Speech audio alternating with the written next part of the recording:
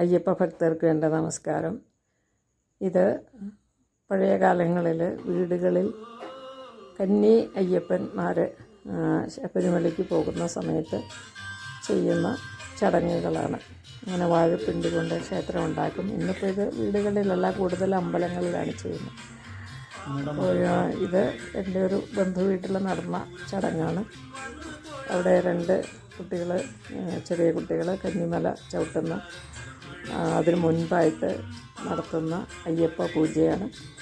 ഇതുപോലെ വാഴപ്പിണ്ടി കൊണ്ട് ക്ഷേത്രം ഉണ്ടാക്കുന്ന കാര്യമാണ് ആദ്യം ചെയ്യുന്നത്. ഇതൊരു വലിയ ചടങ്ങാണ്.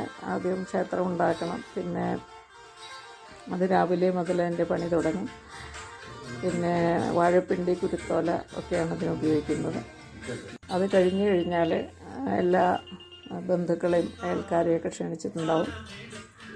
പിന്നെ വൈകുന്നേരം സദ്യയൊക്കെ ഉണ്ടാവും. എല്ലാവർക്കും ഭക്ഷണമൊക്കെ കൊടുത്തതിന് ശേഷം അയ്യപ്പൻ പാട്ട് തുടങ്ങും.